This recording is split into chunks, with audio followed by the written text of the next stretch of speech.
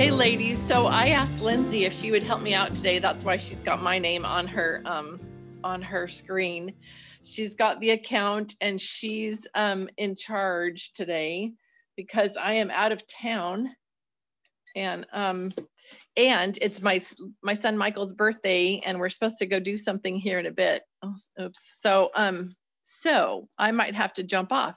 So Lindsay's going to run this. And then the other thing that I've thought of since asking her to do this is Lindsay's kind of, I like to think of myself as the queen of storytelling, but in all reality, Lindsay really, this is her thing. It's something that she learned about years ago and has been reading about. And it's not like, I'm not trying to set you up, Lindsay. I'm not trying to say that she's like an expert in studying about it, but in doing it and using it on a daily basis with her children. This is important to her. It's something that she does very well. And she has longer experience, I can't think of the word, when you've been around something for a long time. Anyway, with longer exposure to Well-Educated Heart than I have had, and to these books and these writings of Marlene and these other wonderful people. So I thought it would be a really good thing to have Lindsay host this discussion. So I'm going to turn over to Lindsay and try to keep quiet. Don't keep quiet. It's scary to be the one in charge. Well, let me grab some stuff. I kind of set stuff aside. I didn't know how much of this you'd put me in charge of, but let's see. So Marlene's got some books, and the very first book I got from, and I'm going to be moving around a lot because I only have my phone. I don't have a laptop with the camera on it or anything. So I just kind of hold my phone the whole time. So I'm going to move around. But the very first book I got from Libraries of Hope was the Restoring the Art of Storytelling in the Home. And I honestly don't even remember why I got it or how I learned about it. It came into my home somehow. And I don't remember the details, but it's been a long time. I don't remember how long ago I got it. I want to say like 8 to 10 years ago. So I got this one and started reading it, and then slowly accumulated the rest of the stuff. But my first introduction to Well-Educated Heart was through storytelling. And I just loved that idea of telling stories by heart. I think it was just growing up, like that was my favorite thing, was to be told a story. My grandpa would make up stories and tell us stuff. And I loved taking my little kids to story time. Lori was actually the story time lady at the library when my kids were little. So that was fun. So yeah. So that really touched my heart, was the storytelling. Let's see where I want to go with that. Does anybody have any experiences they want to share where storytelling just spoke to them, or memories you have of being told stories when you were younger, or things like that?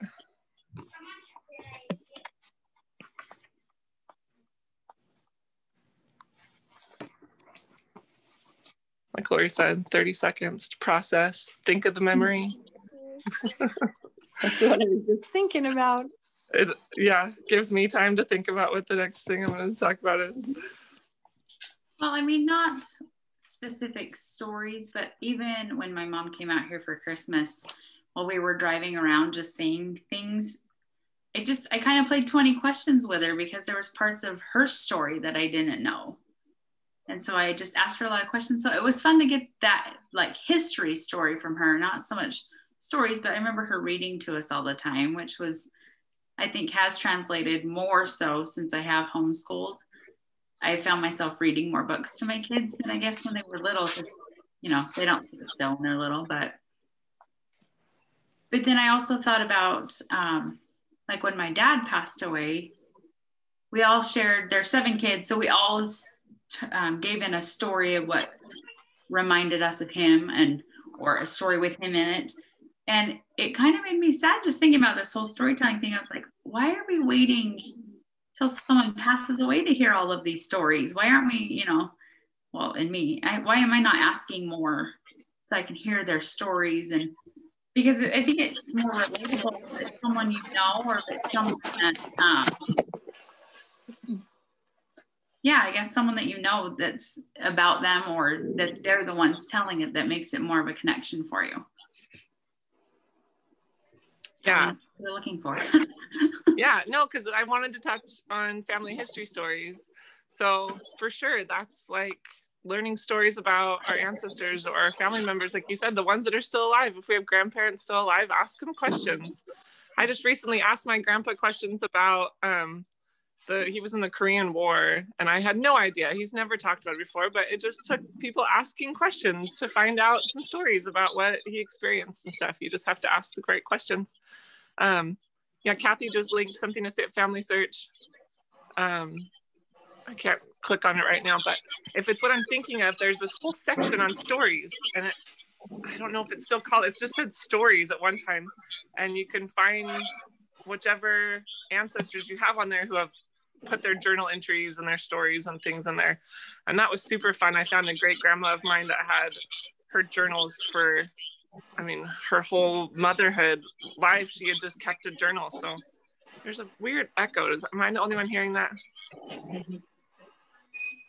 I'm not hearing it. No, I'm getting like a weird feedback. Okay. As long as it's just me, I can handle it.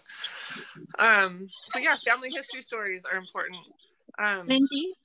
Yeah. I was going to say that I didn't even know about the stories on Family Search. That's so awesome that you shared that. But what I shared was the birthday or special moments of your ancestors' calendar. So cool. I recently found that because I wanted to talk to my kids about our ancestors, and I thought, what a good idea to have a birthday party once a month for anyone in that month who had a birthday. But they're also their wedding anniversaries are on there. The date they were, their death date is there. I think that probably military things are there. Anyway, but then it gives you a jump off point to learn about that person and their stories. But I love the family history aspect of storytelling. I think that's really needed right now to give us our kids some foundation of who they are and where they came from and their heritage, but also give us strength and encouragement for the future and what our trials might be. Anyway, I love that. Thank you. I just wanted to share that. Yeah, I've read that somewhere, that if the more a child learns about their family history and who they are and where they come from, like the better equipped for life in general they are, and they'll have more motivation to choose good choices and just be good people to, like, I don't know if I'm explaining that right, but to, like, you know, to continue that legacy of just being a part of a family. Those connections to people are what keep them on the right path, hopefully. Yep.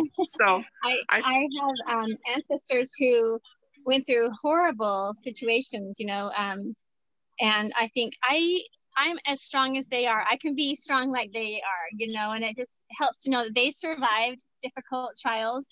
And for, you know, I think that you're exactly right. It does help our kids and ourselves to do better because we know where we came from, what they already endured for us, and their example to us. So that's.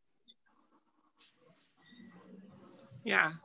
And I think I've read that quote too somewhere, Lindsay, and I don't remember where. It might have been in the Well-Educated Heart stuff, but it also talked about it's something that it builds a stronger foundation for that child because they're linked to other people. They have, you know, connections, and they belong to something bigger than themselves. Yeah. Yeah, I love that.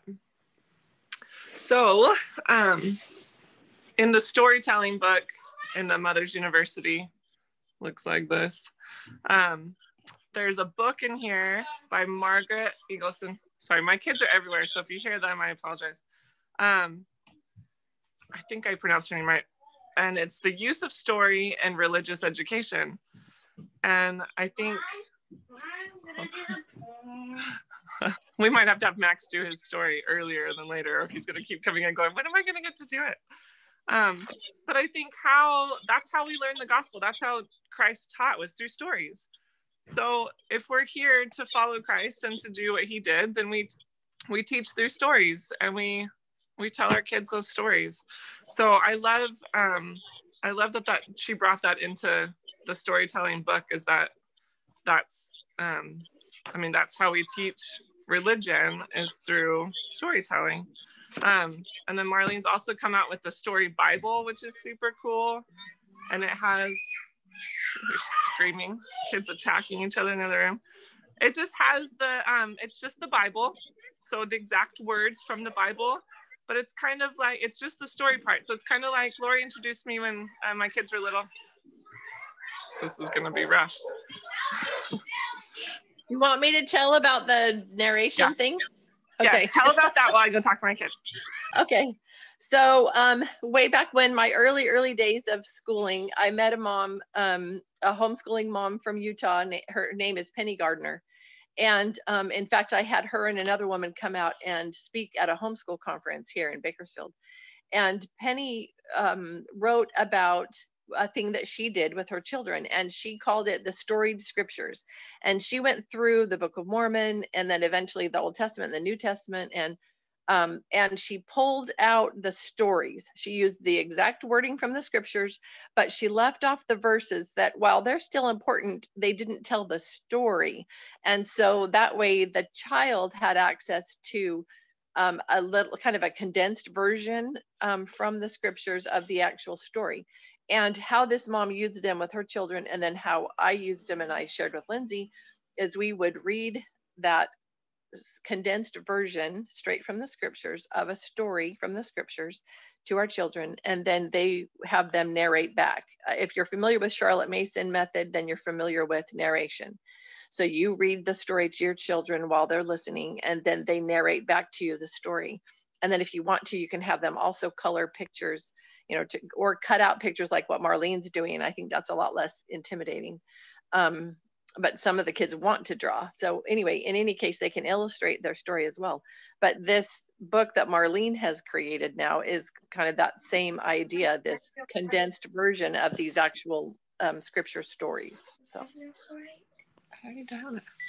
Yeah. I was also thinking the Storied Scriptures. You remember that? It was the Book of Mormon. That's what I was saying. Yeah, that's what I was talking about. Yep. Okay, sorry, missed it. Yeah, no, I just fine. love that you're just giving them the story part of the scriptures. I know there's a lot of, every part of the scriptures are important. Hold on.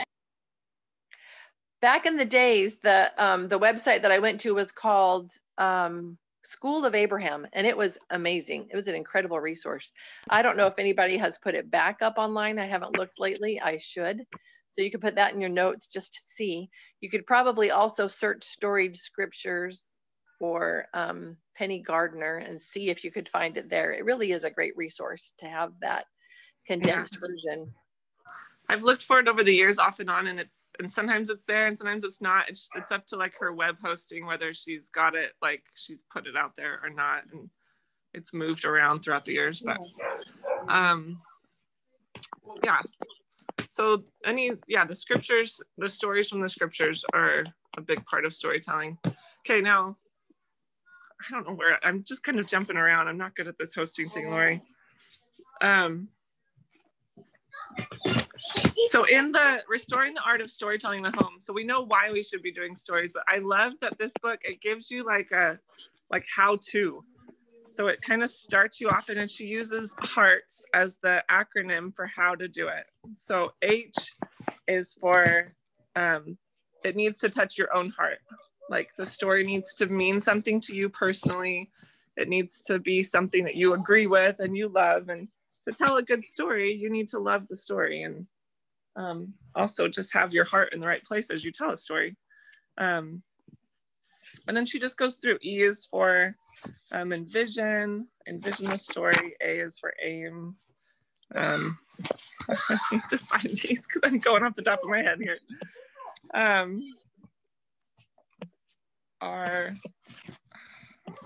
Okay, I'm having a really hard time here, Laura, because my kids are fighting. No, it's fine. Pushing the dog on me. I'm like struggling. You're wonderful. I'm putting in those letters. Do you know what the T is?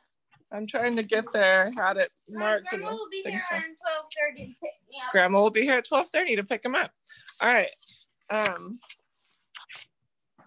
E is in vision. And that's very cool to have an acronym like that because it really is helpful. Yeah, aim, action, it stands for a few things. And then, so each section she'll have like, she took from all these different books from storytellers and what they said about them, and just, she consolidated all of their comments on that particular part of the storytelling process into like that one section. So she took all these books and then grouped them together, does that make sense, into like, and categorize it. So you'll get one chapter, you'll get all of the storytellers, the famous storytellers, and what they say about that particular theme. I love that. Which is pretty cool. And then at the end of each section, there's like an action, like something that you're supposed to do. What does she call it? Like an assignment for you as the mom to like work on it, and then some stories to use to do that. And Lindsay, which section of the book is that in? This is the beginning. So the last half of the book is just stories. This is part 2, storytelling tips and suggested learning activities. And I'm pretty sure this book is available for free. Lincoln, can you go in the other room? On her site. R is rehearse. So this is the fun part. This is when you get to like practice it out loud. 11:30. You're buying a used Instant Pot. Why can't you just go to the store and buy a real one? It's only $35 versus $100. So R is rehearse, and what is T? Sophie, you are on with the kids. When I get back, you can have all afternoon to do your stuff. I have to go. Okay.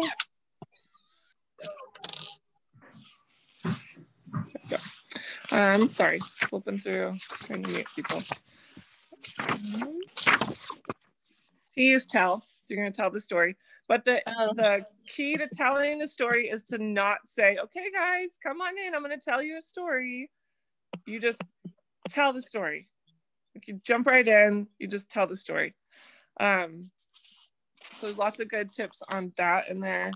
It says the storyteller is not to attract the attention of the audience, especially to himself, but rather away from himself. So you're trying to like lead them into the story, not like, come here, listen. So at the end of each thing, there's a suggested learning activity, and it kind of tells you, so for this one, you practice telling the stories by heart. So you're going to practice doing it in a room by yourself, in the car by yourself, and you're going to tell them by heart, like out loud, which is super fun. So I remember doing that when my kid, like when I first got the book, and practicing the story. I think that's wonderful, and that's fun. I did that when I was the storyteller at the library. I would practice before we had story time, and at first I felt silly kind of doing that, by myself, but it made a difference. It helped me be more confident doing it. So that's not to say that you can't just pick up a book and tell a story to your children. That has great value, and I did that all the time. But just this idea of having a few stories that you know and are comfortable with and can use. I don't know if you've run across this story, but somewhere in there is a story about a little girl, and every time it was time to have her hair done, she would sit at the little dressing table, and her mom would stand behind her and brush her hair out and get all the tangles out and then fix her hair for the day. And that the little girl didn't enjoy having her hair combed and fixed, but she loved that time with her mom. And the mom would tell a story, and she'd say, what story would you like today? And it would be one of the stories that that they shared together. And so as the girl would choose the story, and then the mom would start, and the mom would change. You could tell, like, if the girl, they hit a tangled spot, and the girl was getting ready to complain or say something, the mom would add more voice inflection or something to the story, or pause and draw it out, and that would distract the girl. And it just made that time together an enjoyable time where it might have been a very negative time. I thought that was a good idea, a good way to use that storytelling. I love that. Yeah, stories are a good way to kill time and to make things just more enjoyable. I know in like long car rides, I think all of us have done Audible or audiobooks in the car, just to make the ride go faster and more enjoyable, and just have somebody tell you a story while you're in the car. The very last part of the tip thing, it's hearts. So the last step is for the S is stop. And just to stop. Like, don't try to teach the lesson. I know we've talked about that on here before, but just it says the shorter the ending, the better. Usually a single sentence is sufficient. Interest is at its height when the story reaches the climax, and the close must come very quickly, else there will be interference with the impression. So you just want it to like end, and then they have time to think and they're excited. And so S is for stop, just stop. I like that. I really like that. That's important. Yeah. Okay, sort of put that in the notes. It's kind of messy, but in the chat. So if anybody wanted to have those words, that acronym, it's there. Yeah. If anybody else has anything else to say, just jump in there anytime. The next part of the book, it talks about the progression of the stories, what types of stories. So Marlene, if you've done the take fives, she moves through it in like developmental progression. So, you know, age order. So 2 to 5 year olds need familiar stories, things that they know. So a lot of times it has something to do with dogs or kittens or things that they've seen, birds, animals, things that they know about. So she suggests certain types of stories for different ages. Now, it doesn't mean that an 8-year-old can't have a story about a puppy, because it builds on itself. So older kids can always go back to the younger stories, but a younger child may not understand a more complex story about heroes or something they have to imagine, because their brain's not developmentally there yet. So they're not going to be as into the story. So she just goes through the progression of familiar stories. Then as they get a little older, there's imaginative stories. And again, this has like commentary on each of these from the storytellers. And then there's historical stories, heroic stories. Now my phone's ringing. This is life. I know. It seems way more chaotic when I'm actually like not muted. Usually I could just tune it out and ignore it. No, we're just way more aware of it. No, but I was thinking about that. I found that list in my version of that book. Mine's the this one here, which is just storytelling, and it's part of the Mother's Heart Learning Library. And so I'd like to get the one that you have as well, Lindsay, but mine's got a lot of what you have in it. And I ran across that list of the age appropriate, types of stories. And so I loved that. The younger kid one is like I was thinking of Uncle Wiggily stories, and that fits right in that category. Or Beatrix Potter, they're stories about animals, and those are the main characters of the story, and the children are interested. The thing is it's got to be something that captures their interest. You're trying to tell a story that captures the interest of the youngest person in the group. And generally, depending on how good of a storyteller you are, and I'll say something about that in a minute, but you can engage them. And the thing is that you don't have to be an amazing storyteller. You just have to have thought about it a little bit. Just, think about your audience and find a story that is, like Lindsay said, that gets your heart, captures your heart so that you're interested in it.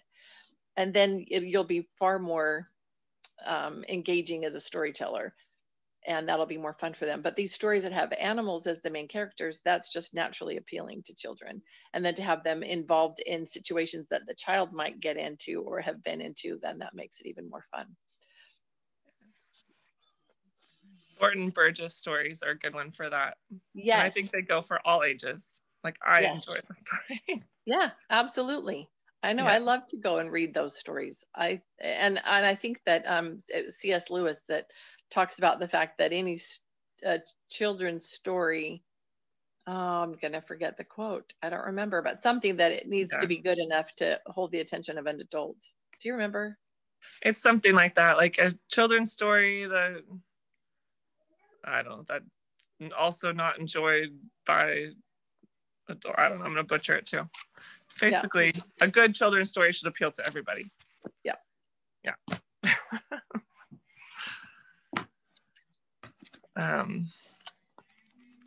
So then the last half of that book just has stories, and they're written by storytellers, like kind of redone by the storyteller, to a way that it's easier to tell the story. So they're shortened, and so you can elaborate on it or you can change it however you want, but they tell you the gist of the story, and then you get to retell it, which is fun. So like a book can be longer because you're reading from the book, but the stories that you just tell from heart are a little shorter, but you can make them as long as you want.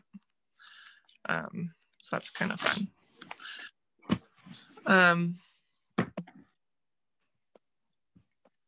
Anybody have anything they want to share?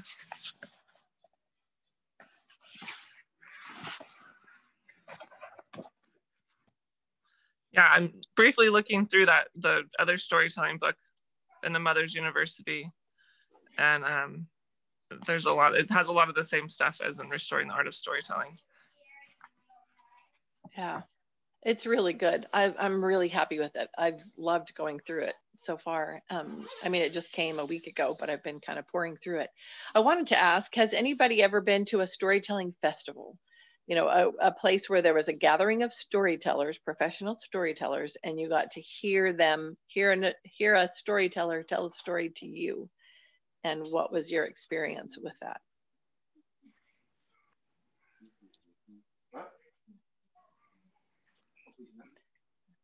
Peggy, do you want to say something? She looks like she's getting ready to tell us.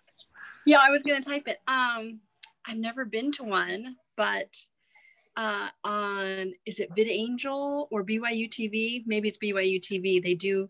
They had the Timpanogos Storytelling Festival, and that was amazing. It was so, like, my heart just burst because there was such a range of emotions, and it wasn't, I mean, it kind of felt like it was stand-up comedy, but it was so much more humane. Like they weren't condescending at all. Like there was this bubble of protecting the view of the person on the stage, and they were just able to tell things in it was random but ordered but together. It was so amazing and so captivating.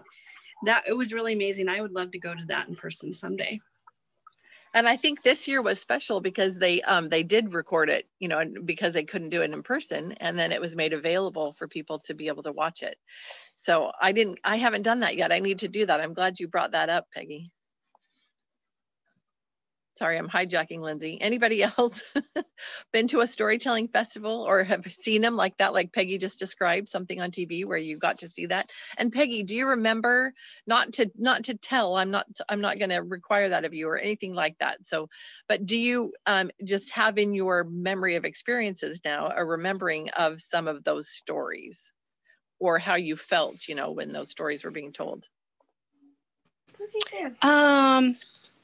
There was one fellow who seems to be pretty prolific and kind of the standard bearer of the storytelling world, but I don't remember his name. He had the round glasses, the bow tie, and anyway, kind of what's his name? The one-man show that did Mark Twain, he just died.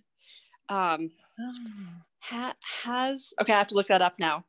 But in that realm, kind of folksy, not moralizing, but still really deep, because you can take of it what you want because you're in the story with the person, but it's so individual at the same time. It was really neat. I really appreciated his stories because they were so unique, and he had a Southern drawl, and it was different but very familiar at the same time. Look, Mom. So yeah, I'll have to go look up his name. Yeah, that would be great. If you find it, will you put it in the chat? Yeah. Okay, awesome. Awesome. I love that. And the one that you're thinking of that told the Tom Sawyer, Mark Twain, you know, kind of stories. What was it? Hazlitt something? Somehow that, anyway. Yeah, I don't remember. I'll look it up. I'll put it in the chat. Yeah. Okay. But that's fun. And it makes sense that a storyteller would kind of have almost make a caricature of himself, you know, that would make you more easily remembered, right?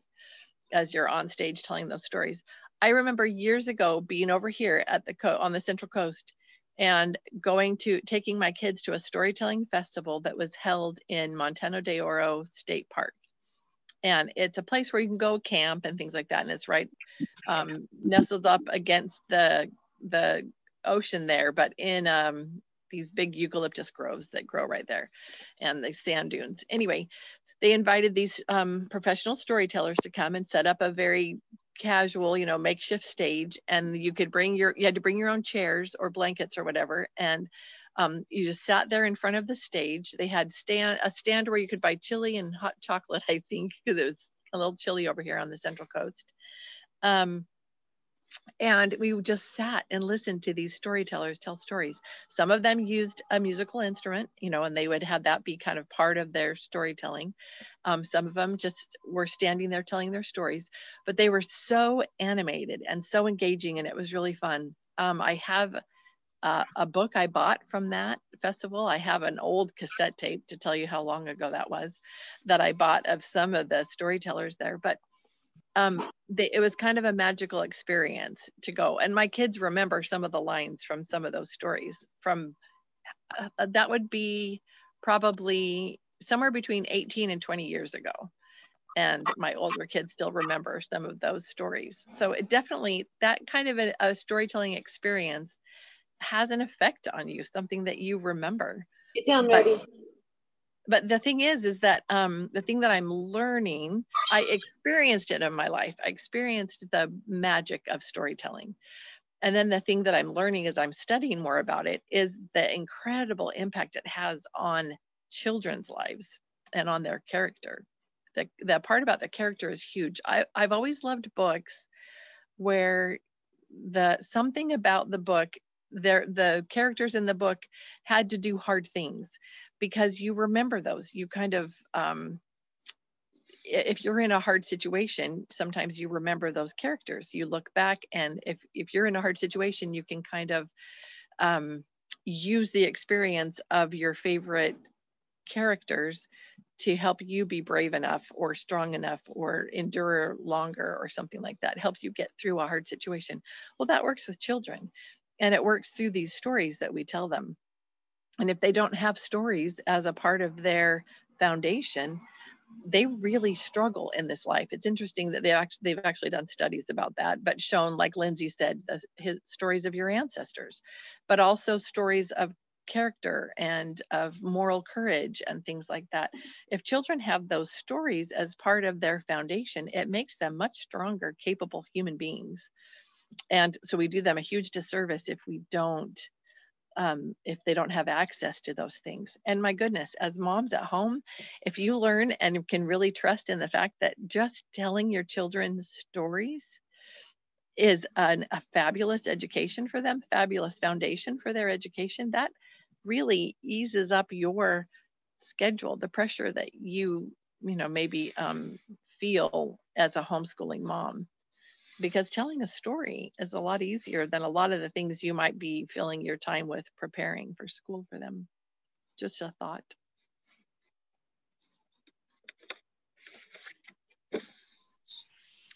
On one of the take fives, I wrote down which one it was, so I wouldn't forget. Number 95, if you want to go back and listen to that one. It's just on storytelling.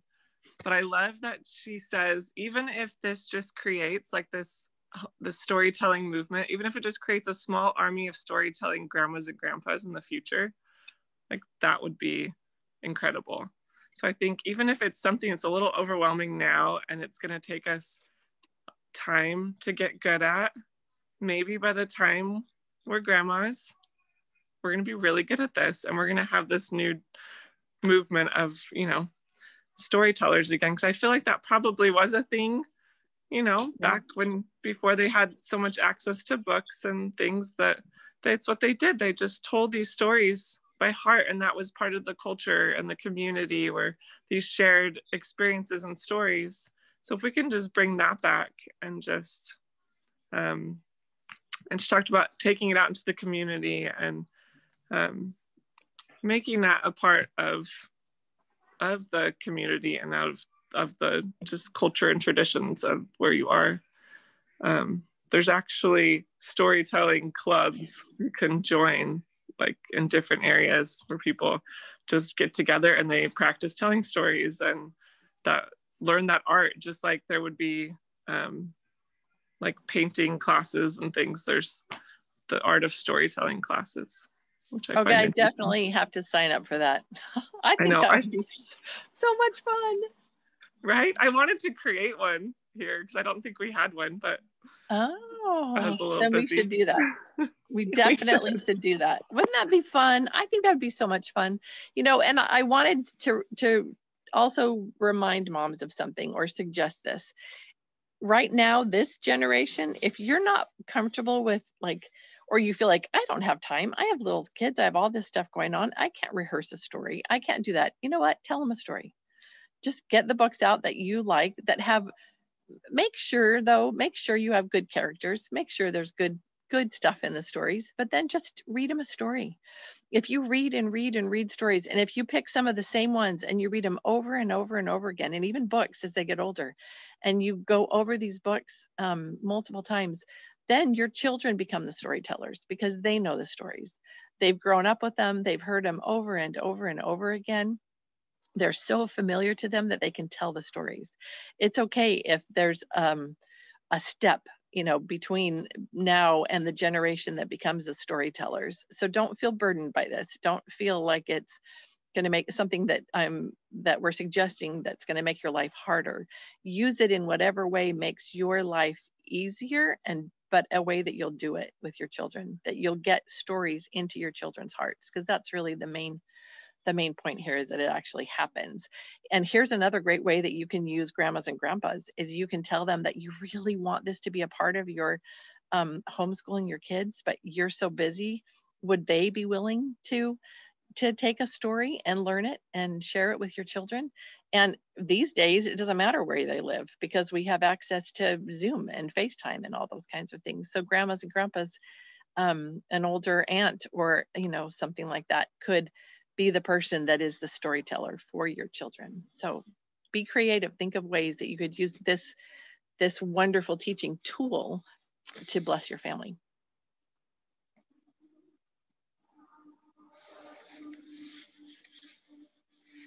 You know, I loved in this book, sorry, I'm gonna say another thing. It talked about a teacher. I loved this. I love this. So I'm gonna share a little bit of it with you. Hang on. Some of this I shared on the on one of my Instagram things, and I thought it was kind of pretty, the picture that it painted. So I'm going to share this with you. If you follow the dusky track of the twilight as it tiptoes around the world, in land after land, you and the twilight together will steal upon a little circle of children gathered about the knees of a storyteller. And I love that. I love anything when you're reading and it paints a picture for you. It may be where the stars are lighting their tapers in the deep sky above the desert sands. It may be by the flickering blubber lamp in the ice hut, by the firefly's torch in the green gloom of the tropic forest, where the feathery bamboos wave and the tea plant blossoms white, or by the wigwam blaze on the lonely prairie. Earth is circled with this vast company of storytellers, nightly surrounded by their little ones. And this may or may not be politically correct today, but black and white and red and brown and yellow, their eager upturned faces and eloquent voices all uttering the same plea: tell us a story. Oh, tell us a story. I love that. I love that picture. I love that because I feel like, yeah, just a minute. It feels like the setting has a lot to do with the feeling and the story. And the cool thing with having stories in your heart and not having to have the book is you can just be holding your children. You could be laying on the trampoline looking at the stars and tell a story about the Big Dipper. And there's a story that I learned a long time ago. I can't remember all the details now. And sharing the ladle of water, and as they kept sharing the water that he was taking back to his sick mother, it like kept turning. Marlene has shared this before, and it eventually turned into diamonds and stuff, and that's where the Big Dipper came from. And so you're able to be in the dark and hold your little kids and tell the story. And oh my gosh, like how much more does that get into their hearts than just sitting, with the book in hand in a fully lit room. It's just, the setting is magical, and both are good, but it's like takes it a notch higher. Exactly. And speaking of learning a story by heart and knowing it by heart and being able to tell it, we do have a storyteller with us today. Right, Lindsay? Oh, Max. I'm a little nervous to have him come do this because he says it so fast. Well, yeah. Is he close? Is he close? I have to go in where Max. I can see. Hey, Max. Let me call him in here. He keeps coming in, but then he goes out of earshot. So Max learned this story when he was 4, and it's one of the 3 most requested stories by children. So they've done studies and polls and asked children, what are your favorites? What story do you want to hear most of all? And the first one is, well, I'm sorry, I don't know that there was an order, but the 3 stories are The 3 Little Pigs, which I'm pretty sure any one of us could tell that by heart, and Goldilocks and the 3 Bears. Again, I can tell that one in my sleep, and then the old woman and the pig who wouldn't jump over the stile, and a stile is a fence, railing fence in England. And this is a story that Max learned when he was 4, and he memorized it, and he's been able to tell it ever since. And we were talking about this last night, and I asked him if he'd be willing to share this today. And Max, because we're on Zoom and it's hard to listen to people, it's hard to hear all the words, could you do me a favor and try to do it slowly enough that the moms can hear you and keep track of the story? Because it has all the different characters, and we want to be sure that we hear about all the different ones. Okay? Okay. Thank you so much for doing this. I appreciate it. Once upon a time, there was an old lady, and she was sweeping her house, and she found a little sixpence. So she went to the market, and she bought a pig. And so she came home, and she said, "Pig, pig, get over the stile." But the pig wouldn't get over the stile, so she shan't get home tonight. So she walked a little far, and she found a dog. She said, "Dog, dog, bite pig. The pig won't get over the stile, so I shan't get home tonight." But the dog went, so she walked a little farther, and she met a stick. She said, "Stick, stick, beat dog. Dog won't bite pig. Pig won't get over the stile, so I shan't get home tonight." But the pig wouldn't, but the stick wouldn't. And so she walked a little farther, and she met a fire. She said, "Fire, fire, burn stick. Stick won't beat dog. Dog won't bite pig. Pig won't get over the stile, so I shan't get home tonight." But the fire went. So she walked a little farther, and she met a puddle. She said, "Puddle, puddle, quench fire. Fire won't burn stick. Stick won't beat dog. Dog won't bite pig. Pig won't get over the stile, so I shan't get home tonight." But the water wouldn't. So she walked a little farther, and she met an ox. She said, "Ox, ox, drink water. Water won't quench fire. Fire won't burn stick. Stick won't beat dog. Dog won't bite pig. Pig won't get over the stile, so she shan't get home tonight." But the ox wouldn't. So she walked a little farther, and she met a butcher. She said, "Butcher, butcher, kill ox. Ox won't drink water. Water won't quench fire. Fire won't burn stick. Stick won't beat dog. Dog won't bite pig. Pig won't get over the stile, so I shan't get home tonight." But the butcher wouldn't. So she walked so far, and she met a rope. She said, "Rope, rope, hang butcher. Butcher won't kill ox. Ox won't drink water. Water won't quench fire. Fire won't burn stick. Stick won't beat dog. Dog won't bite pig. Pig won't get over the stile, so I shan't get home tonight." But the rope went. So she walked to the fire, and she met a mouse. She said, "Mouse, mouse, nah rope. Rope won't hang butcher. Butcher won't kill ox. Ox won't drink water. Water won't quench fire. Fire won't burn stick. Stick won't beat dog. Dog won't bite pig. Pig won't get over the stile, so she shan't get home tonight. But they rat wouldn't. So she walked a little farther and she met a cat. She said, "Cat, cat, kill rat. They mouse won't no rope won't hang butcher won't kill ox won't drink water won't quench fire won't burn stick won't beat dog won't bite pig won't get over the stile, so she shan't get home tonight." But the cat said, "Only if you get me some milk from the cow." And so she walked over. She said, "Cow, can I have some milk for the cat?" And the cow said, "Only if you give me some hay." So she walked over, got some hay, and so she got milk, gave it to the cat, and all the animals did what they were told. And then the pig went over the stile. And the pig went over the stile, and she got home. Good job. That's a very long story with lots of parts, and you remembered it all. That's really good, Max. Thank you for being our storyteller today. I appreciate that. Good job. All right. Come say. Bye. Okay, bye. Oh. Bye. You know, and she talks about these stories, you know, and the things she talks about are the things that the stories have in common. Well, there were some moms who maybe wouldn't want to tell the old woman and the pig jumping over the stile because they'd kind of, about hanging the butcher and whatever. Kids love stuff like that. And it's not, you know, morbid and awful like some of the stuff out there, but these are just, it's a silly story. And in the story, the things that these stories have in common are, one, something is happening all the time. In each one of them, think of the three little pigs, Goldilocks and the three bears, and this old woman and the pig who wouldn't jump over the stile. So something is happening in all the stories. And then another one is that you can have a really good picture in your mind.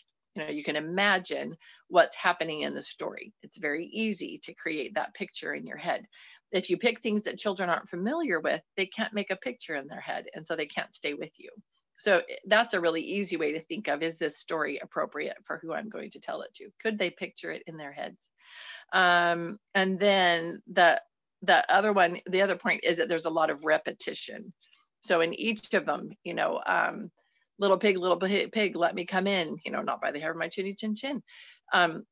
All of those, and the Goldilocks and the three bears, you know, the big bear, you know, in his great growly voice, or however you say it, you say the same things every time. And that repetition is something that is, again, familiar to the child, easy for them to remember, fun for them, because when you are telling stories, you can also have them chime in, you know, on some of the parts, and they love doing that too. So anyway, and those are the three stories that are the most popular and that are picked and loved by children. So familiar images, they also have a little bit of mystery, what's going to happen next, you know, a lot of stuff going on in that repetition. So anyway, those are things that make sense, that those things would appeal to a child. So, and they appeal to us. It's fun. I don't know, maybe, I mean, we're all different, so we all have different tastes and things, but I still love to just sit and listen to a story being told. It's relaxing. It's really pleasant. But really, it's a great opportunity to be able to teach your children a lesson without your words. Like Lindsay said, the S in the HEARTS acronym was stop. When you get to the end of the story, stop. That's a hard part for me. I want to sum up and tell you the lesson that is in the story. As I'm talking to you moms, of course I'm going to do that, because we're talking about and learning and we're teaching principles. But as we're doing this with our children, let the story lie. Let it have its effect. Let the children, you know, just imagine the story, think about the story, act out the story, whatever it is that they're going to do with the story, and let it work in their hearts. Give them the respect they deserve as learners, to take from that story the precious and good parts of the stories that you tell them. I think that stop is a good thing to remember, Lindsay. I'm glad you pointed that out. Any comments from anybody? Anybody want to share anything thus far in our little discussion?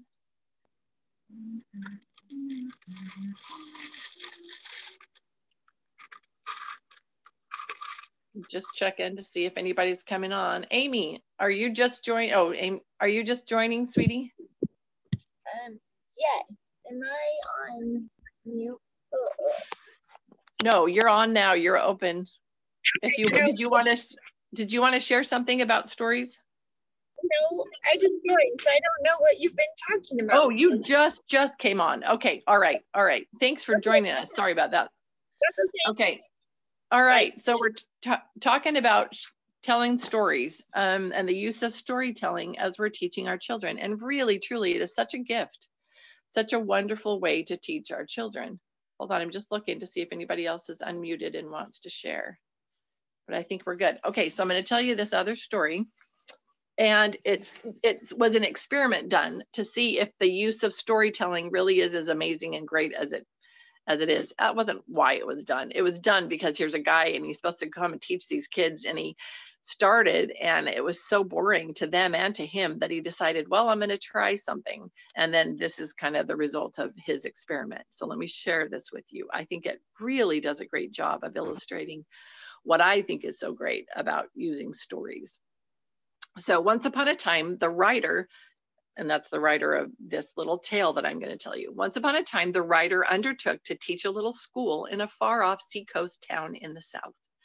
The little village was on a sandy bluff overlooking the Sound and the sea, cut off from the mainland by an impossible swamp in the rear, yet shut out from the great Atlantic by an ever-shifting sandbar that lay 4 leagues along the seacoast. It gave the little town an ideal harbor of shallow water, the home of fishermen and oystermen whose cottages were scattered for miles along the seacoast. Being isolated, the inhabitants were compelled to rely upon themselves, and in doing this had developed a solidarity of community life and a manhood and womanhood of purity and simplicity that was as refreshing as the breezes that ever swept its shores. Amid such surroundings, I began to teach, and it was one of my early experiences. Not having libraries or lectures to help me, I too must depend on self. I knew nothing of teaching except that which I had seen in the university lecture rooms. The teacher who preceded me heard lessons from the children, and the children said lessons.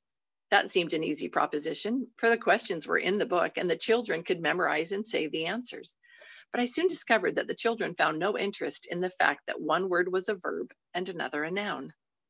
They memorized the rules and repeated the lessons, but they were not at all interested in the subject.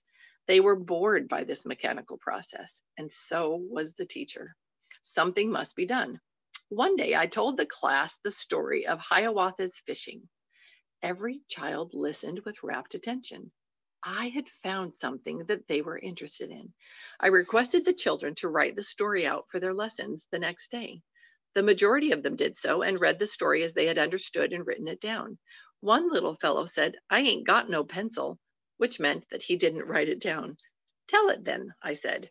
He told it in such a vivid and realistic way that the class applauded. I had found something that the child liked. The second day, I told the story of Hiawatha's fasting, then Hiawatha's friends, and so on, 2 stories a week until we had told the whole story of Hiawatha. But you ask, what did that have to do with grammar? From the story, we got the nouns and verbs we studied and the sentences that the advanced classes analyzed and studied. The whole school heard the story, it being an ungraded school with classes ranging from primary to high school. That's like homeschool, right? What else did we do with the story? Let us see. When the children told the story orally or on paper, it was creative work and better for expression than memorizing Mary Had a Little Lamb. The child received a mental picture. He heard the story and, retelling it in his own words, he created afresh the picture, thereby becoming a creator and an artist himself.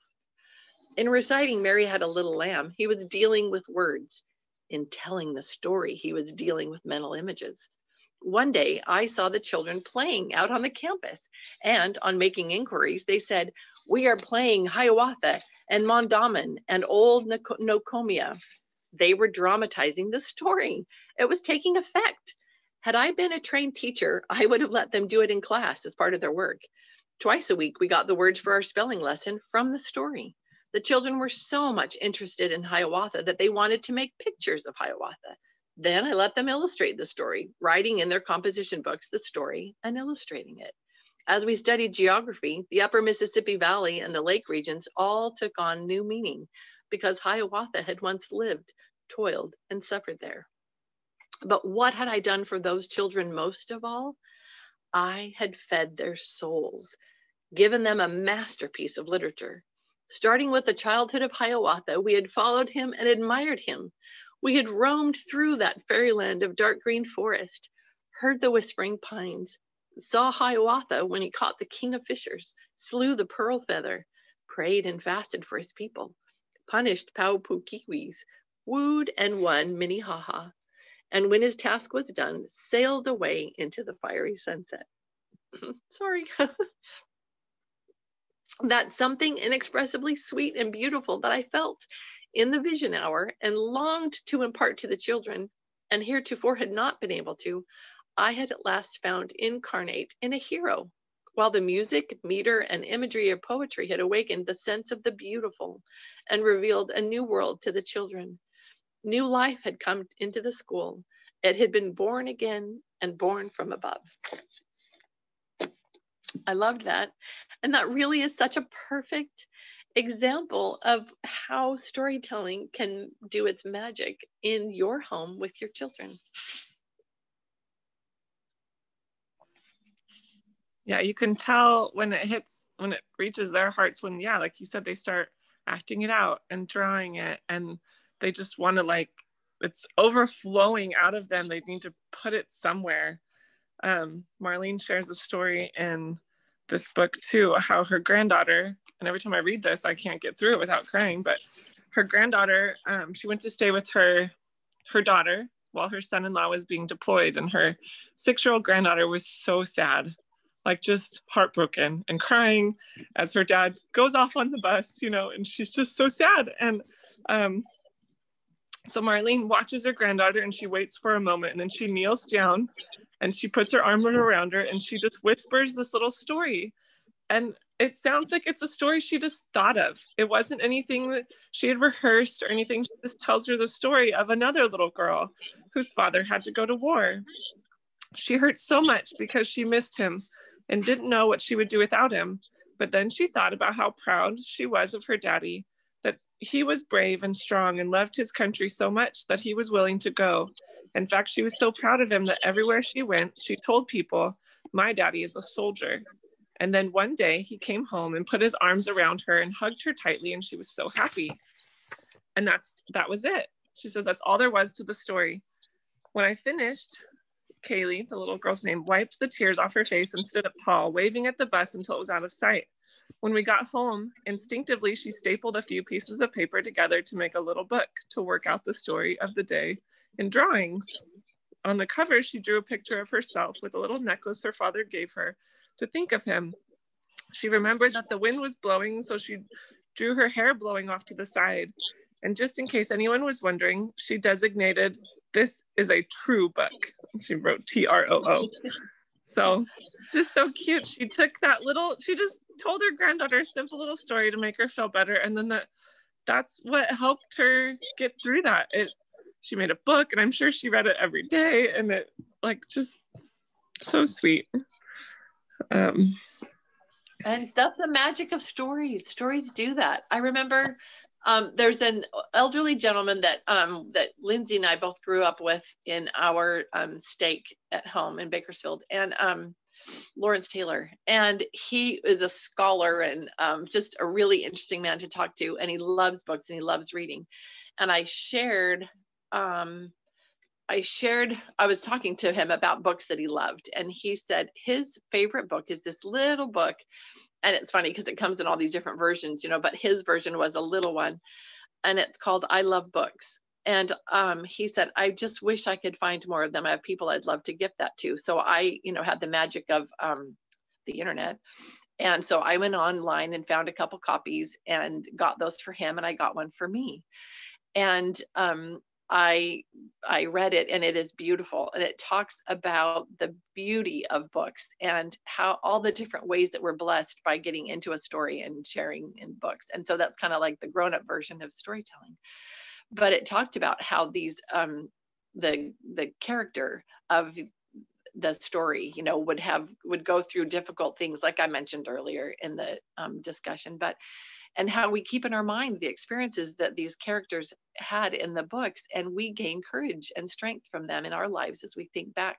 And if our lives are rich and filled with these characters and examples, then we're so much better off and so much better prepared to move forward in our lives because of that. But just so I don't forget to tell you, that book, I love books. It's also called like Highways to Heaven, I think. And Lindsay, if you'll remind me, I'll look that up and I'll put it in the email, which I'm really bad about doing, but I'm trying.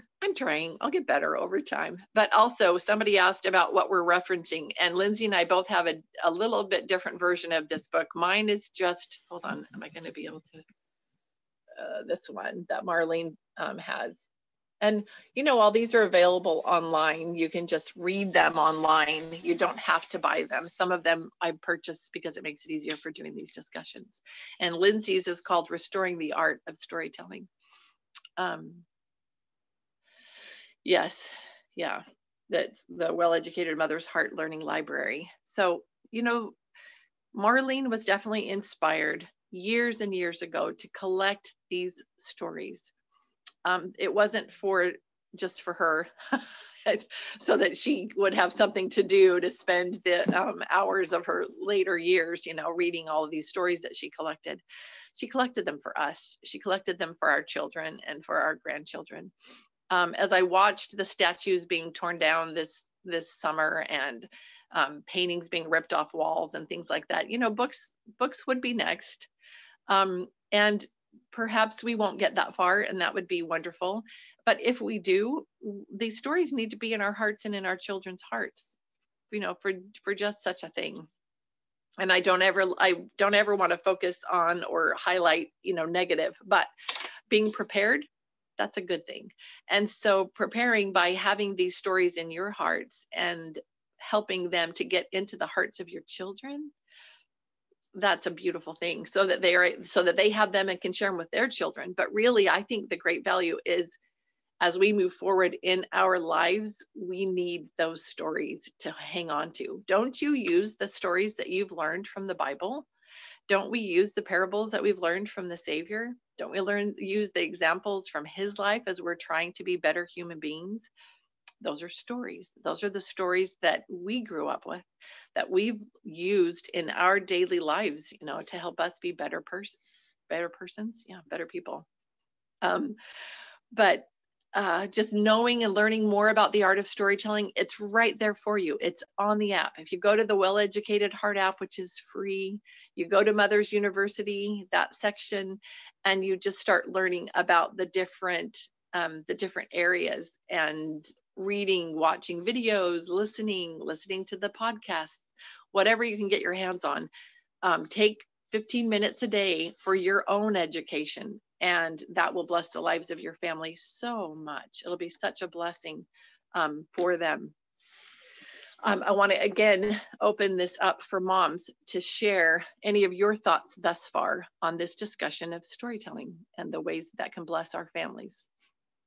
And Marley, did I see you are on here? Oh, yeah, I don't love being on camera, so I come and go. That's okay. That's okay. I don't love it either. I totally understand that. It is not my favorite thing. Is it Lindsay that was telling the story of Marlene telling the story to her granddaughter? Yes. Your name, Lindsay. I love that story, and particularly for two reasons. The first is that I think it shows how simple storytelling can be. I think we often think we have to be the grand storytellers that we see in the storytelling festivals, but really it's just having what we need in our hearts when we need it, and then finding that soft, gentle way to share it. And I love the way that illustrates that. I was reading I think it's the Mother's Learning Library storybook, but the difference between reading a story and telling a story. And it just talks about the connections that we make when we tell a story. That reading a story, we're bound, but by telling a story, we're free. But it just has to live in our hearts first. And I think that's the second thing that impressed me with your thoughts, Lindsay, was that it's the first thing that we want to do. We're mothers, we love our children, we want to focus on our children's needs. But I think we often forget that it's through us and through our influence that we reach the hearts of our children, and that we're kind of partnering with heaven to do that. So much of what Marlene says is to tend to your own heart, to fill it with story, and focus on our heart. Then we have just that opportunity to share it at just the right time. And then our children just come along for the ride. They'll model what we see we doing, that what we're doing. The cute little boy, Lindsay, I think, is that your son too, who shared that story. He did that because I think he loves you, and maybe he's seen other things like that, and he loves that story. And I just think it's such a simple, beautiful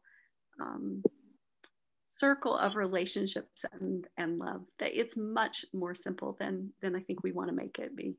When I meet with my Mothers of Influence groups, we often do our own storytelling during this month and share stories with each other. And it's so scary because we think we have to be so fancy, but I love just telling stories that we remember, stories that impressed us, stories of our own experiences, and just practice that.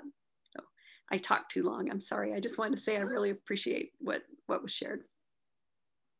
Marley, thank you so much. I'm glad to see you here. That was really nice of you to come on and to contribute. And yeah, Lindsay does such a beautiful job with her children, and they feel her love and they feel her enthusiasm about the stories and things. And so that's naturally going to just be something that makes it more important to them and just a part of their lives. And I think along with what Marley was saying about, or on this topic of filling our hearts, nurturing our own hearts, if we do that with Heavenly Father's help, we'll be directed to stories and experiences and things for ourselves, for that, our own education that we're going to need for our children. So that then when the moment comes, like Lindsay described, that moment of lying on a trampoline looking up at the stars, we're prepared with something. Heavenly Father's helped us to prepare ourselves for the things that our children need in our lives. So I think that's important to remember too. We are not alone, and we'll be directed through all of this. And our children are so eager. They're such eager listeners. They are not critical about our storytelling abilities. They just love having our time and our attention and having us tell these stories to them. Kristen, you're on. Were you going to share something? Are you shaking your head? Okay. It's so hard to see on my phone. One of the things I wrote also in one of my Instagram posts was the end of this little section from Marlene's book. And it says, but if you have neither natural adaptation nor experience, still, I say, tell the stories. Tell the stories 1,000 times. Tell the stories. You have no cold, unsympathetic audience to deal with. The child is helpful, receptive, warm, eager, friendly. His wholehearted interest, his surprise, admiration, and wise comment will spur you on to greater efforts. And when the story is concluded, you will wonder which of you has been the greater gainer. And I love that little reminder. So don't stress about it. Just enjoy it. Any other mamas have comments? I do. Linnell, welcome. Hi. It's good to see your face. Thanks. I'm glad you were here today. Thanks. So I just want to share some of my takeaways and then a few thoughts, a question. One, I appreciate what Mary, is that her name that just talked? Marley said something that helped me make a connection. So I was thinking to myself, so why do I dislike putting my kids in front of a movie so much when movies are stories? A movie is a story, but when I put my kids in front of a movie, I feel like it sucks them too much. suck something out of them. So I was trying to think about that, like why don't I gravitate to that type of storytelling as much? And when Marley was talking, I realized that watching a movie is how did she say it? Storytelling is free, whereas reading a story, whatever she said. You're bound. You're bound. You're bound. Thank you. Yes. And I think that may be part of it, but I'm open to hearing others' thoughts. And if anyone has any ideas of why television or movies aren't as ideal. I guess I have a few more things to share, but I'm wondering about that. Does anybody else have any thoughts of why a movie isn't as ideal for storytelling media? I have a quick thought. This is Ida. Can you hear me? Sorry. I think that there's something really important and valuable about telling a story that doesn't have pictures. Like in the storytelling section, Marlene talks about telling the stories of Jesus and don't show them the pictures right away, because it helps kids to be able to visualize things and like create it in their minds. And when it's on the television, they're just given all of it, you know? So like if you read a book, you might have in your mind what a character will look like. And then you go and watch the movie and the character looks totally different. And sometimes that's a little bit like, oh, that's disappointing, or, you know, or, oh, that's kind of interesting. But the power to imagine and create in your mind a situation or what you're hearing, you know, is really powerful and important. Not just so you can like visualize things, but also like to understand people and their experiences as they share their experiences. It helps you to have empathy. It's just a really powerful tool to be able to do that. And if you're just constantly giving kids pictures, then sometimes when you read them a story without pictures, they're like, well, where are the pictures, Mom? You know, like my youngest son, sometimes I've been reading out of the some of the books that Marlene, like the My Book House books. And some of them don't have a lot of pictures. And so he's like, well, Mom, I want you to read me a book with pictures. And I'm like, nah, we're just going to read this one, you know, and I kind of put him off a little bit. But I think it's like all my other kids I haven't really read them stories with pictures, because at nighttime, I had them all in bed and the lights off, and I was sitting there because my husband was at work, and I would say, okay, it's story time. And I would be quiet. So that helped them like to visualize things, and they have all become, and they love telling stories themselves and like sharing and making up things. And it's kind of funny, but anyways, so enough from me. Thanks. No, I appreciate that. That's good about helping them to develop a skill of imagination and creativity. I like that. Yeah. Thanks. You know, Linnell, when my kids were little, I made a point of telling them stories without pictures for parts of the time, just like what Ida was talking about. And I don't remember if I read this somewhere, I don't remember, but I would tell them, even if it was daytime, even if it wasn't nighttime, I would have them close their eyes, and I would suggest to them that they use the back of their eyelids as a paper, you know, and they would create a picture of what I was talking about. And so that's how we kind of introduced that idea. Not that you wouldn't do that anyway. I think as children you do that, but just to encourage that if they were fighting that idea of not having pictures right in front of them. And it was interesting because they would create those pictures of everything that was happening and the characters and all of that. And I think creating that in them and having them learn and have the confidence that they can do that, they can create those pictures, they can develop it themselves. You know, when you have done that with a book that you love and then you watch the movie, I think it's wonderful when a person who has read the book says, oh no, that's not what the character looks like, because the picture that they have made for themselves is so strong that they're not, and this might even sound silly to put it this way, but they're not intimidated by the picture that was created by some professional.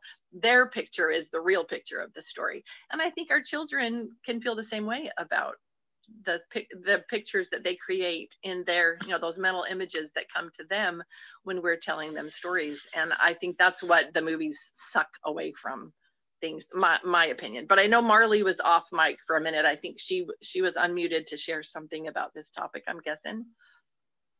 I think Ida did such a nice job, and Cassie's just made a nice comment too. I'm sorry, my phone rang. I couldn't find the mute button fast enough. I didn't mean to be distracting. I think the way to sum all of that up is that those stories filter through our heart, and a movie screen maybe doesn't have to filter through our heart in the same way. But when you're making that connection eye to eye without even a book in between you, it's filtering through our hearts and our personalities, and that connection is so much more powerful. Thank you. Yeah. Thank you very much for all your thoughts. I appreciate that. I wanted to share a few more takeaways that I got out of this that I really appreciated. One was Lori's sharing the book of, no, not Lori, Lindsay. Lindsay was sharing the book about the art of storytelling. I have it on my shelf and I've never picked it up. So what I appreciate is just her sharing about it, kind of giving me, making me more familiar with it. And then it gave me a desire to pick it up. So I pulled it off the shelf and now I'll start reading it. So I think something really helpful about these groups, these conversations, even if Lindsay felt like there was so much chaos and she didn't really know what to say, it was enough. It was good enough to pique my interest and to motivate me to take the book off the shelf and to start reading it. And now I can learn from it, and now I can share more stories with my children. So I appreciated that. And then another thing that I thought of as I was listening was, I think it was Lori was talking about how children need images in their mind, and they need familiar stories so that they can make connections and picture what's going on. And just this morning, I was trying to read to my son a story from the insects book in the nature series. And he chose the story, and it was 3 pages long, and he couldn't pay attention to it. He had no idea what I read. And I got frustrated because I was doing what I'm supposed to be doing. I'm supposed to read to him. I'm supposed to read about insects. I was doing all the right things, and he was sitting there listening, but he had no idea what I read. And then I was kind of frustrated about that. And so as Lori was talking, I made another connection. Well, it's because he has no idea what this looks like, and he's never seen it before, and he doesn't care about it. And so it kind of just confirmed the fact that you can tell a story all you want, and if it's not relatable to them, it's not going to sink in. It's not going to help their hearts. It's going to be a waste of your time. And so I am learning as a mom how to choose stories that won't frustrate both of us, how to choose stories that are going to uplift both of our hearts and not just do something because I'm supposed to do it or because it's on the shelf. So I appreciated that familiar reminder. And there was one other thing, but I forgot it. So I'll just stop talking now. Thanks for sharing, Linnell. I always love your input. I appreciate that. Can I just thank you, Linnell. Oh yeah, somebody go ahead. Sorry. No, I was just going to say, Linnell, I thought the same thing because I read from the insects book too this morning, actually, and last night. And my older boys that are 10 and 12, they were like, oh, this is great, because they are like super fascinated and know all these silly facts. I shouldn't say silly, but they know so much about insects and bugs and everything. And they could totally relate and see all this stuff going on. And so that was really cool for them. But my younger kids are like, this is boring. And, you know, running around and starting to get distracted. So I really liked that she brought that up too, because that totally, I was like, you know what, that is the ticket right there. Like remembering to have stories that they can connect with. Right. So anyways, that was cool too for me. And Marley, while we have you here, I would love that more of your input. You are much more experienced at all of this than all of us here, and I would love to hear from a little bit more from you about the storytelling. What do you feel about it? What's in your heart about it? If you're talking to somebody who doesn't know anything about and hasn't really thought about the impact and the positive blessings that come from storytelling, what would you share? How would you introduce that to them? Or what's your little nugget of some little treasure that you would share with them? It's scary to be on the spot and think that I have a nugget of treasure. I don't. I have Marlene that I love and admire, and I try to study all the things that she's gathered together. I think that so many important things have been shared here. And to me, I love hearing the questions that everybody has and the connections that we're making. That helps me make better connections. So I feel strongly in tend to your own heart. I feel strongly in focus on the heart of the mother, and everything spills outward from there. So I feel in my own road to choose the stories that I like in my heart and let my children try to do the same thing. And then we have all kinds of growth and experiences together from that. I will just share with you, we just read Where the Red Fern Grows together.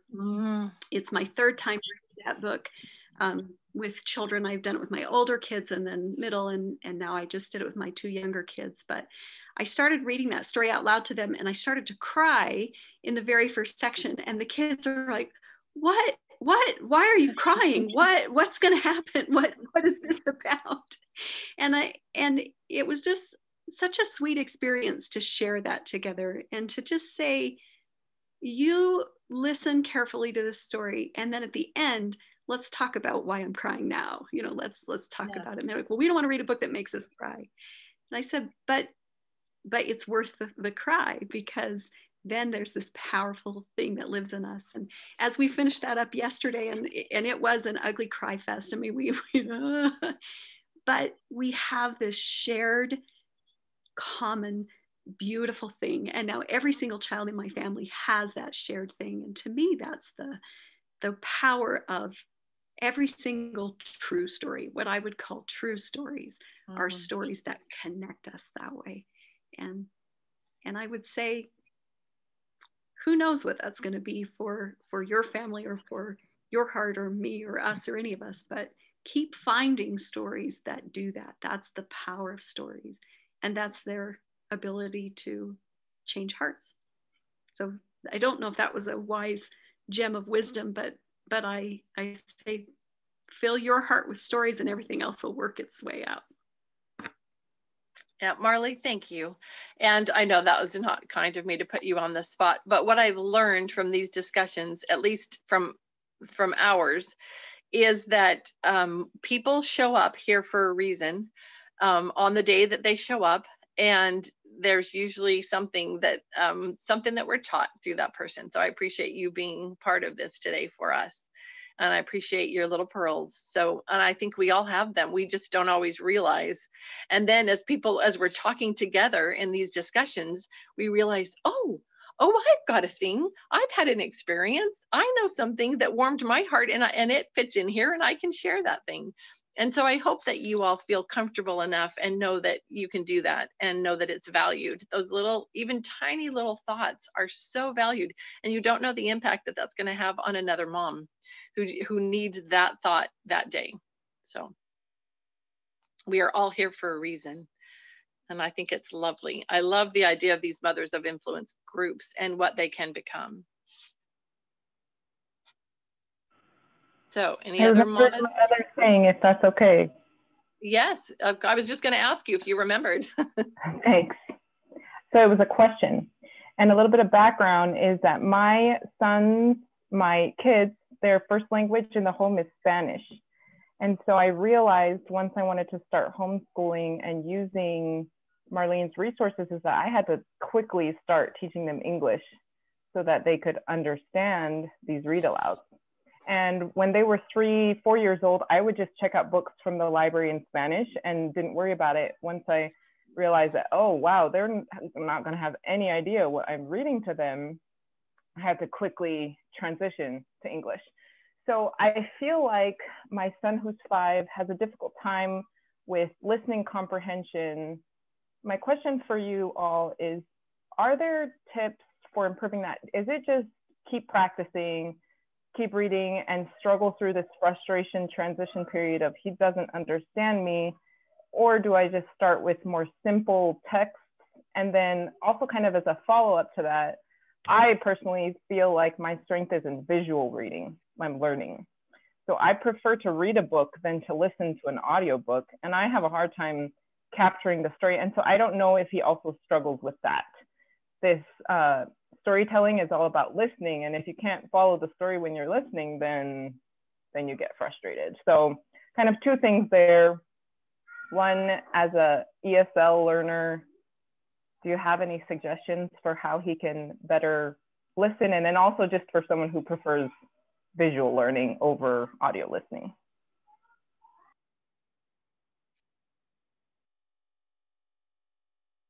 I'm trying to leave that open for other moms to hop in if you have something you'd like to share for Linnell.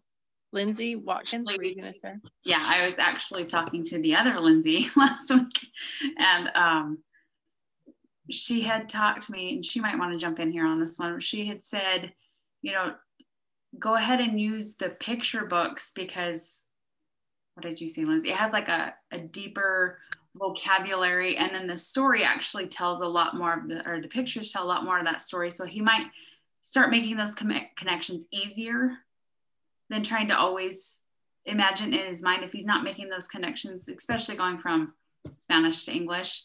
Maybe use them as a picture book version first, because then he can connect those words to that storyline first. Lindsay, you might want to add a little more to that because you had way more information on that than I do.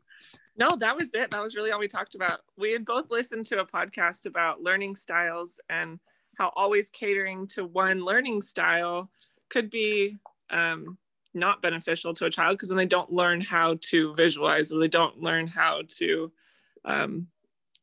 whatever the opposite is of what their strength is. So to always kind of work on both.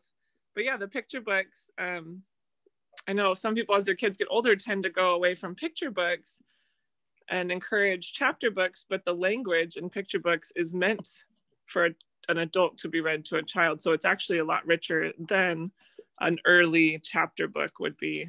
So yeah, that was what we were talking about, but I forget how this ties into what Linnell asked. But yeah, so if he can look at the picture and then also listen to her read the words, and he's getting that rich vocabulary and seeing the picture, then hopefully the audio and visual and all of it comes together and he'll understand the book and the story. Did that help? Yeah, that's good. Using pictures, thanks. You know, and picture books are so wonderful and have such a great place in our educating our kids. And I think what you two Lindsay's said about using different types of learning. I can't think of what that's called, but anyway, but the different types of learning, you know, visual learning and tactile learning and audible and all that. I think that's really important to put that in your homeschool, because and have that there all the time, kind of trying different methods of teaching, because your children are so different, and it helps you as a mom to kind of hone in on the different styles of each of your kids and what really truly works best for each one of them. But I was going to say also, Linnell, for one who has a hard time listening, I don't know if this would help you, but I know for one of mine, if he could be drawing or doing something with his hands, then he was a much better listener. He was able to focus. He had to be doing something with his hands, and then he could focus on the story and on what was going on.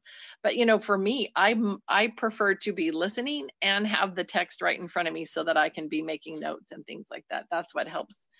So I think having a healthy respect for the different types of learning, and acknowledge that that's kind of important to find out what way works best for each one of us. But gosh, for ESL, that's wonderful that you are doing that.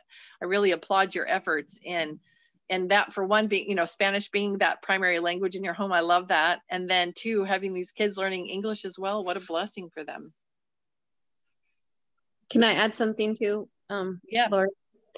Please. So please don't misunderstand that I think you should only read stories that don't have pictures, because there's obviously value in all of those things, but from my comment earlier, but also when for children, I've read a bit about this multiple times, but children that are bilingual and learning more than one language, they often takes them a little bit longer to like start to process things more and be able to communicate better.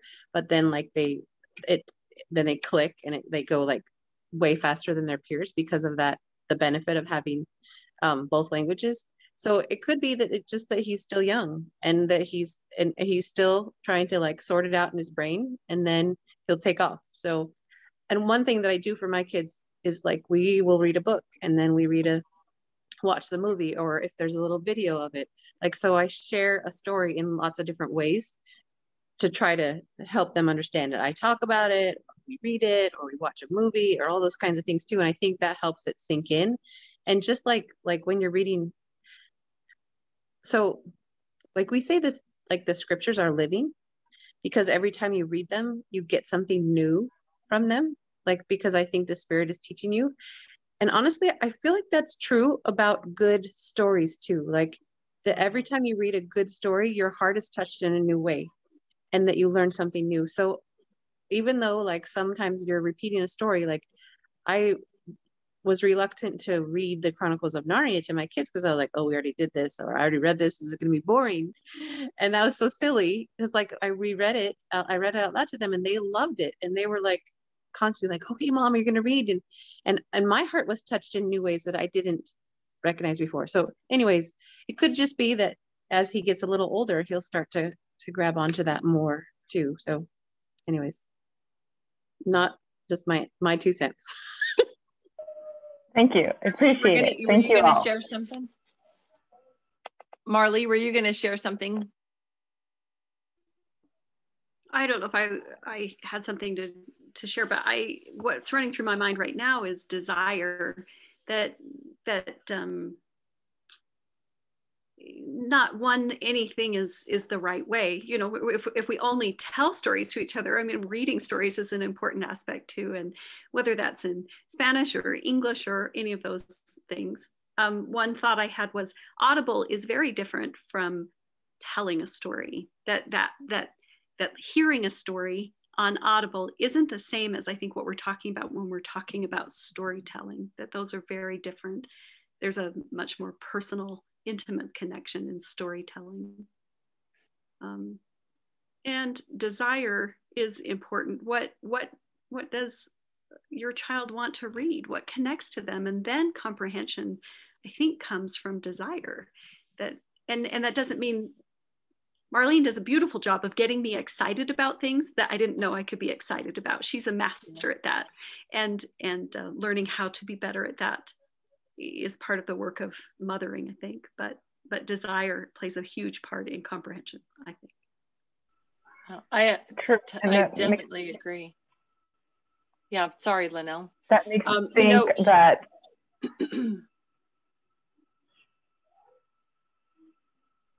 What does it make you think, Linnell?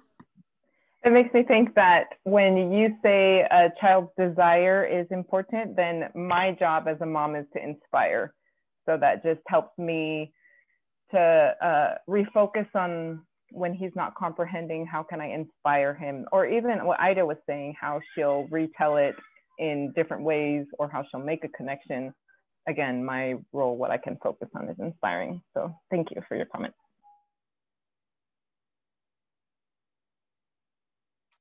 You know, I remember working with my sister. She had a son who was not reading, and she was so concerned, you know, because he wasn't a reader. And we were talking about that. And, you know, the thing you learn is that every child can be a reader. You just have to find that thing that they love reading.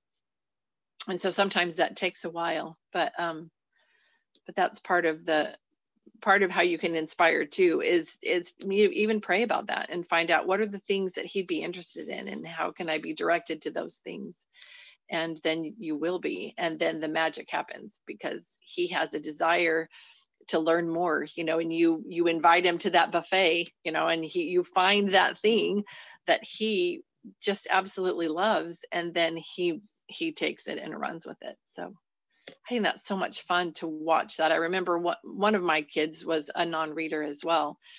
I mean, just not naturally a reader, and it took a lot of different genres, but we found the magic, and then she just blossomed, and now she reads everything she can get her hands on. But it's hard when you're a mom, and when you are in these moments where you feel pressure and you feel like it's not working, and you're not sure what to do. So I hope, Linnell, that you feel encouraged by all these other moms and their wonderful little bits of wisdom, and hopefully that helps. It helped a lot. Thank you very much. Oh, I love that you asked questions. I love that you did this summary of, your takeaway. I think that's so great. I'm so impressed with that. I love it.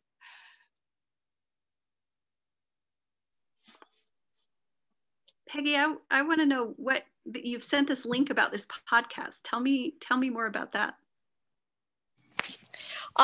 So I was watching this last night, and I am really trying, just like Linnell, like trying to figure out how to make these connections, and stewing over, me being the model, but still each of my children's brains is so different. And so this gentleman, he has a brain chemistry lab at Stanford, and he spoke at length about just brain chemistry and how truly malleable our children's brains are, and that we can do so much with them, and there's hope about our interactions, and be able to fill them. I think of the quote, Andrew Padua, he does Institute for Excellence in Writing. He says, you can't get anything out of your child if you don't put anything in. And I just love that, especially because he is a Suzuki master. He actually trained with Shinichi Suzuki. And so to be part of that paradigm where you're nurturing the mother tongue innate instinct of not only absorbing so much information at a rapid rate when you're really young, but adding that other part of truly wanting to please your parent, right? You want to be, you're their shadow, you're following them, you want to please them, and engaging them so that they reward you. And so there was all these things. So the podcast really kind of filled my heart to have some more concrete ideas to continue nurturing my own children as I fill them with these stories and history, but also understand that the more I fill them, the more they're growing, and but then they have their own natural predilections in their developmental states to do certain things. And so I have a child who is the only one in the medical literature who has her challenges. And so she's missing her middle brain. And so I really focus a lot about learning on how to overcome her physical world in order so she can have an engaging emotional and cognitive life. And so anyway, that's where I come from. So Marlene and her work and all the resources that she cultivates really help me soften this experience that we have at home. And it makes it truly beautiful. Thank you. Thanks for sharing the link. Yeah, that's beautiful. I love that, Peggy. And you reminded me too of that little video that, we can't teach a child whose heart we do not have, that Marlene links up. And I loved that. I learned so much from that. I think that's important. But I love that you're digging deep into the more, behavioral and things that you can use with your child. I love that. Oh, there were so many things in the chat that are so good, and not being on my laptop, I am really struggling. I am not staying on top of that because there's such good comments, and even the one about Mary Poppins. I think that's very interesting. I think there's multiple things that could be possible in that situation. I think that was really interesting. It could be that that's a way that your child was expressing that feeling to you. It could also be that it gave them kind of a new idea, and they thought, oh, I'm going to try this out, and I'm going to see how this works. I'm going to have a bad Thursday. So it'll be interesting to see what happens with that and where that goes. I think I told this group about my daughter who was teaching. She was helping facilitate virtual learning for a couple of kids, for parents who had to be at work. And And Sarah brought for these kids Mary Poppins and a book of poetry. And in between class time, she would do her teaching, and they love Miss Sarah.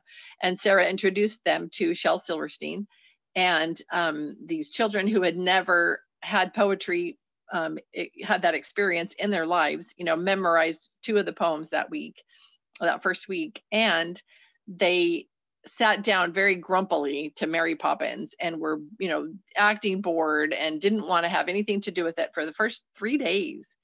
And I think it was mostly the younger boy. I think the girl was actually sort of interested.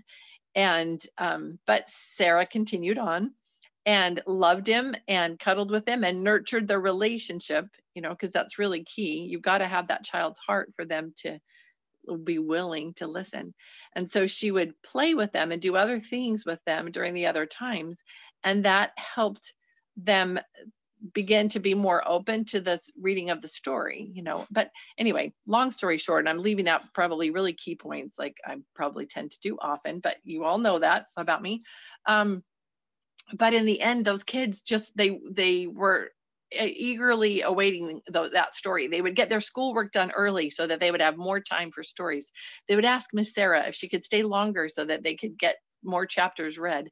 And she ended up gifting to them a copy of Mary Poppins and a copy of Shel Silverstein for Christmas, because the kids just fell in love with that. And what a wonderful thing to open up something like that to a child's heart. I just love that. And you will find those ways with your own children. Some of them will be a little more of a struggle than others, and it might not be along the same path. But as we invite the Spirit to help us along our way, it really makes a difference, really and truly. Like I've told you before, Well-Educated Heart wasn't here when I started homeschooling my kids. It wasn't something that I had access to and used, but I was directed to this method and style, and that's what we did in our homeschool. So I think Heavenly Father, is definitely directing this work and knows that this is the most effective way to teach. And filling our hearts, nurturing ourselves, nurturing our relationships with our children. If that part hasn't been in place yet, do that part. Spend your time there, and then start worrying about inviting and introducing these other things into your homeschool. But anyway, sorry. But are there other comments from other mamas about this topic? I felt like I needed to throw in that little comment there. I keep thinking of, did I interrupt somebody? I was reading out loud, sorry. Okay. Yeah, I was going to do that, just read the chats, because there were some really good things. Cassie had a good comment in there too. But the Read Aloud Revival podcast, I don't know if you are familiar with Sarah Mackenzie in that podcast, but I've loved it for a long time. But she talks about, or like her catchphrase is creating meaningful and lasting connections with our kids, like her children or something like that. And I thought the same is true for storytelling, and really all of the things that we're doing with Well-Educated Heart. The whole goal is to create meaningful and lasting relationships and connections with our children. That's what we're trying to do as moms. And storytelling is just another tool in our tool belt to do that and to just create these connections. And that is why it's different than movies. And that's why it's different than just reading the book. It creates a deeper connection with our kids. Do you want me to read some of those comments in the chat? Sure, that'd be wonderful. Cassie said, sitting around reading, telling stories helps bonding and connection, creates memories. Sitting together and getting cozy for a movie is fun too, but there's just something about the extra effort. And I think that's key too, the effort. The extra effort as a group. My daughter also tends to stop and ask more questions about the story and points things out when it's a book or dad telling stories. It's like a slower pace in comparison to a movie. So I think she touched on a lot of good things there. And why it's so important is it's a slower thing. You're creating a conversation too. You're allowing your kids to ask questions and open a discussion. Yeah, that was great. Beautiful comment, Cassie. So many important things. Yeah.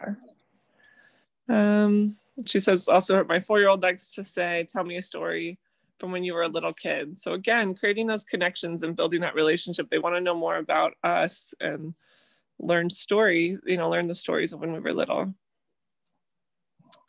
Rachel says, I can't remember what they compared watching a movie to, but I read somewhere that watching a movie doesn't light your mind up hardly at all compared to other things in life. So yeah, and I think she's talking about actual brain activity, because I've seen that, you know, and your brain activity, you're just kind of sitting there and with not much going on compared to those other activities, storytelling and things like that. Alcohol under my nail. I think we've kind of touched on some of the other comments. The alcohol wipe already under my nail. Okay. To clean it out. So yeah, I love this. And I also want to say, I love how Linnell also wraps up our discussion and asks questions, and it kind of wraps it up for me too. I love her comments about this is what we touched on today. And I love that. So thank you all. Thanks, Lindsay, for hosting this for me so that I could, anyway, I just did not know if I'd have bandwidth or anything. I didn't know if it would work from here. So I really appreciate that. Yeah, I'm just glad you were here. I know my girls were like, wait, you're at the beach and you're doing your discussion. Why would you, like, why are you not down on the beach? I'm like, sorry. Can I say something before you wrap up? So I love Read Aloud Revival too, and there's one interview that she did that was really touched my heart, and with Rhea Berg. She's in Central California in San Luis Obispo. She runs Beautiful Feet Books, and she just told some really captivating stories about their family journey. But when you boil it all down, she said, just read good books.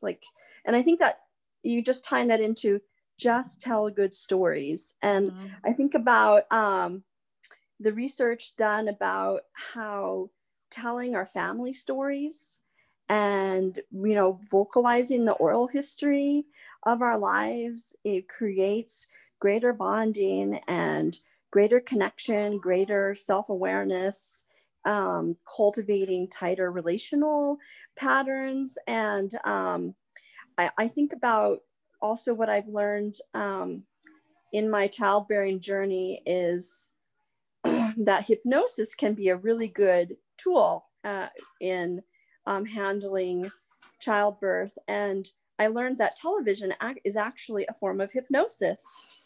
And so that makes so much sense. And so when you use the television as the storyteller, you are creating this brain connection of releasing the chemical dopamine. And this is such an intense drug that your body becomes dependent on it. But when we're sitting with our parent or grandparent and we're hearing these stories, when that physical touch is present, when that cuddle is happening, that space, that there's not a lot of space, right? It's just bodies connecting, hearts connecting. The oxytocin in your body is coming out. And it's such a different response, just chemically in your body, in your nervous system. And it's deeper, it's more, it's longer, it's more permanent, and the brain remembers that so much more. So you have these competing experiences. And so to try and give our bodies, trying to come to terms with the pandemic experience that we've had, in that our bodies are so important. Our physical experience is so vital. And I'm reminded of David Bednar. He has a talk called Things as They Really Are. And he talks about how it absolutely immense the physical experience is, and it's vital to us. It's vital to who we are. And so just kind of tying all these thoughts together, that storytelling, I'm seeing, I'm so glad I joined this call, because we need more physical experiences. We need more touching.